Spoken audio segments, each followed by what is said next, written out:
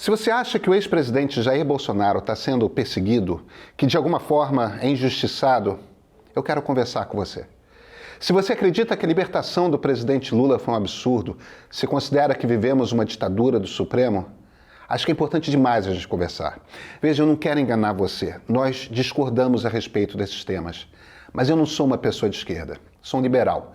Um liberal progressista, sim, mas certamente Lula está muito distante de ser o meu presidente ideal. Eu não sou social-democrata, muito menos socialista. O que eu estou pedindo a vocês é só 10, 12 minutos do seu tempo. Mesmo que a gente discorde, é importante a gente conversar. Meu objetivo não é te convencer de absolutamente nada. Não quero que você mude de opinião. O objetivo é outro. É que você compreenda como gente como eu lê o que aconteceu no Brasil desde 2013. Uma das dificuldades que nós temos tido, todos nós do Brasil, é que paramos de compreender o que o outro lado pensa. Às vezes, pior, a gente age como se houvesse só dois tipos de brasileiros, bolsonaristas e lulistas. E vocês sabem muito bem que não é assim. Somos todos brasileiros, vivemos no mesmo país, precisamos conviver. E olha, nós queremos conviver. Queremos torcer juntos na Copa do Mundo, fazer festa juntos no Carnaval, curtir praia no verão. Queremos juntos que esse país seja o melhor possível para todo mundo que vive aqui. Queremos conseguir resolver o problema da segurança que nos angustia a todos, botar de pé novamente a economia. Precisamos conseguir fazer escolas públicas boas. A gente não conseguiu isso ainda. Temos trabalho pela frente e falta de conversa entre os dois lados está impedindo que o trabalho avance. Faz quase 10 anos que só brigamos. A gente sabia discordar e conviver. Não conseguimos mais isso. Talvez seja surpresa para vocês, mas considero que o governo do presidente Lula, principalmente o segundo governo dele, foi muito corrupto. Se desviou dinheiro que não acaba mais lá. Considero que o governo da presidente Dilma foi muito incompetente, ao ponto de quebrar a economia. Foi muito menos corrupto, tá? Uma coisa não tem necessariamente a ver com a outra. E ainda assim votei em Lula para presidente da República contra Jair Bolsonaro. Por quê? Foi um voto pragmático, eu sou liberal, é como entendo o mundo, e o regime do liberalismo é a democracia. Bolsonaro não acredita em democracia, para nós jornalistas, então é bastante óbvio que ele estava se organizando para dar um golpe militar.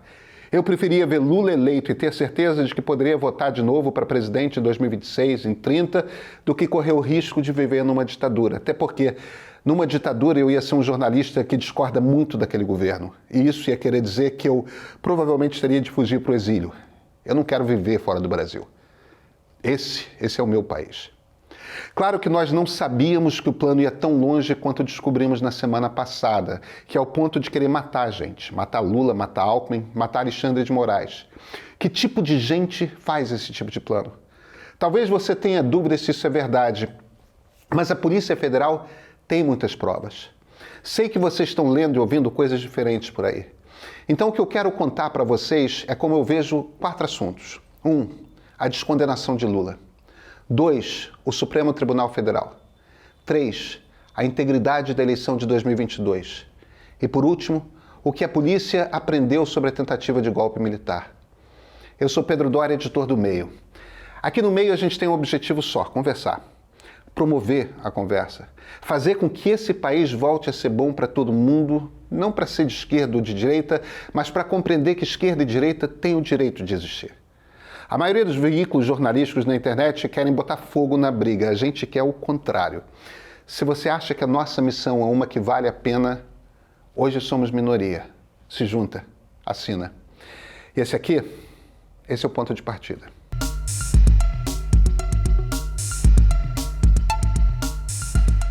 Antes de falar da descondenação, é importante eu te explicar como um liberal democrata pensa.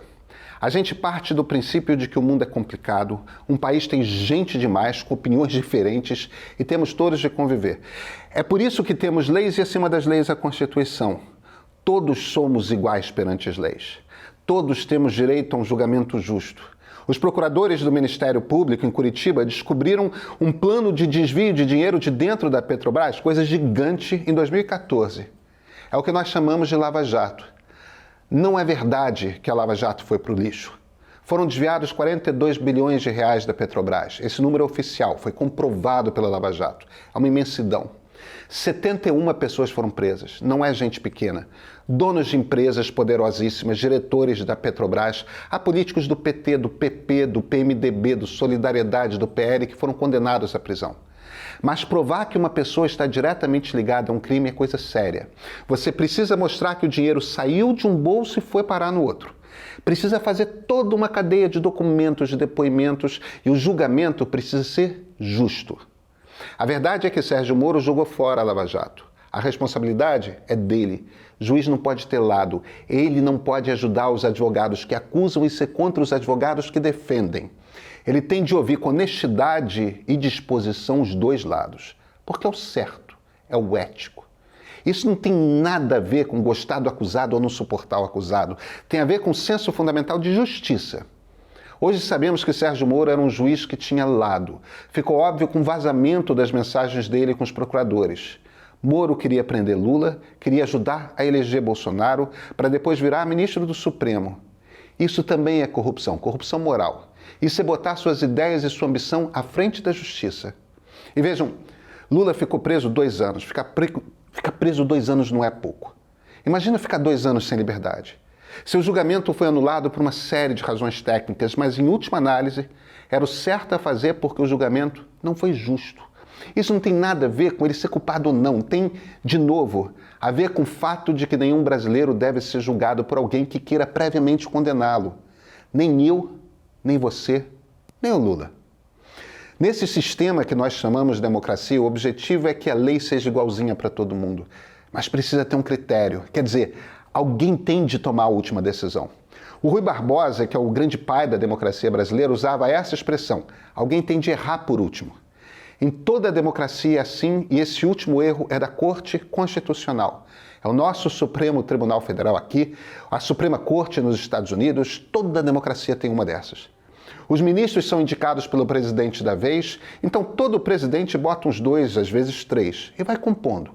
O Senado aprova quem o presidente indica, ou reprova. Quem é aprovado entra na corte. A gente pode não gostar das decisões do Supremo, tá? A gente pode discordar das decisões do Supremo, mas alguém tem de dar a última palavra. Em democracia é assim. Sabe, algumas pessoas não se conformam quando um presidente quer fazer alguma coisa e aí o Supremo chega e diz que não pode. Todos os presidentes passaram por isso. Todos.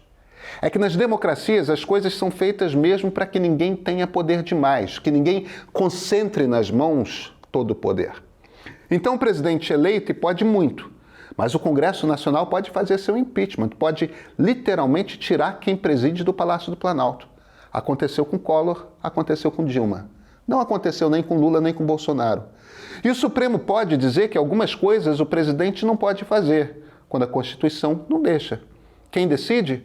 O Supremo. Isso não é ditadura. É assim porque a Constituição afirma que quem decide onde estão as 4 linhas é o Supremo. Aí chegamos à eleição de 2022. Não houve nenhuma mudança importante de tecnologia nas urnas eletrônicas. Fernando Henrique se elegeu com essas urnas, Lula se elegeu 2 vezes, Dilma com Temer e aí Jair Bolsonaro em 2018. A eleição foi muito apertada em 22. Poderia ter dado um ou outro, deu Lula. Sim, eu sei que tem um monte de teorias para dizer que tinha problemas, mas a verdade é que se a gente joga sempre o mesmo jogo, com as mesmas regras, tem uma hora que a gente tem de topar as regras do jogo e aceitar quando perde. Vê a Venezuela agora. Nicolás Maduro perdeu a eleição na urna eletrônica. Aí o que fez? Sumiu com os boletins de urna, que as urnas imprimem, sabe? E proibiu que os analistas internacionais examinassem o resultado. Roubou a coisa. E a gente sabe que ele roubou porque ele teve de sumir com tudo. Aqui no Brasil foi o contrário. Todos os observadores internacionais agiram livremente e temos todos os boletins de urna. Assim como foi em todas as eleições passadas. Quando a gente perde, a gente tem a dignidade de dizer, perdemos. Daqui a 4 anos, voltamos. Vê os Estados Unidos. Donald Trump venceu a eleição, dentro das regras do jogo. O que fizeram os políticos do Partido Democrata? Disseram parabéns pela vitória e foram lamber as feridas. Sabe, tem 3 características do Bolsonaro que acho que são um grande problema. Gigante, tá? A primeira é que ele é corrupto. Muito corrupto. Bolsonaro é pessoalmente mais rico do que Lula. Tem casas que não acabam mais, ele e os filhos, casas maravilhosas. Casas de milhões pagas em dinheiro vivo. Gente, Pau que bate em Chico, bate em Francisco, né? Mas tudo bem, político corrupto no Brasil tem aos montes. Bolsonaro é covarde. Ele usa as pessoas. Uma das coisas que a Polícia Federal descobriu nesses generais e coronéis que planejaram o golpe de Estado é que eles manipulavam as pessoas para cometerem os crimes por eles. Ficavam incentivando as pessoas a ficar na porta dos quartéis, incentivando caminhoneiros a forçar a barra das leis, pilharam um bando de gente para invadir o Congresso, o Palácio Supremo. Botaram todo mundo para fazer o trabalho sujo, mas Bolsonaro fugiu para os Estados Unidos para deixar que fizessem tudo por ele. Se desse errado, ele estava longe. Se desse certo, ele voltava. Começou a parecer que alguém podia emitir um mandado de prisão? O sujeito me foge para a Embaixada da Hungria. Bolsonaro, o presidente, culpava todo mundo e nunca assumia ele próprio uma responsabilidade. Vocês vão ver como vai ser esse julgamento. Ele vai empurrar todo mundo para os leões tentando escapar. Presta atenção. Nunca é com ele. Ele sempre foge das suas responsabilidades, ele usa as pessoas. Que tipo de gente faz isso? A Polícia Federal tem documentos, tem gravações de áudio. Um dos depoimentos é do general Freire Gomes, bolsonarista, comandante do Exército Brasileiro. Ele falou para o Bolsonaro, dentro do Palácio do Planalto, se o senhor insistir com essa ideia de golpe, eu vou ter de dar voz de prisão para o senhor. Porque era obrigação dele, como comandante do Exército, cumprir mais a Constituição do que seguir a ordem do presidente. Freire Gomes não queria aquele resultado da eleição, mas perdeu. Fica para a próxima. Esse é o pacto sagrado. A gente explica para as pessoas, os outros candidatos explicam também as suas ideias de Brasil e no final quem convencer mais gente leva. Às vezes um ganha, às vezes ganha o outro. A polícia tem as mensagens que falam da combinação de matar pessoas, tem o rastreamento dos telefones celulares dos agentes do Exército fazendo campana. Tem os áudios de militares explicando como manipulavam a turma na frente dos quartéis. Não é investigação com um monte de suposições. Agora vai ter um julgamento. Trair a democracia é trair nosso acordo de que todos vamos ser iguais, de que todos temos a chance de ganhar, mas que isso quer dizer que às vezes também perdemos. Trair a democracia é abrir mão de tentar fazer um país que possa ser bom para todo mundo. Trair a democracia é desistir de conversar. A gente não precisa concordar, mas precisamos parar de ter raiva uns dos outros. Precisamos topar as regras do jogo. Reclamar em voz alta, sim, mas quando o último juiz decide, está decidido. Quando o conjunto de todo o povo vota, está votado.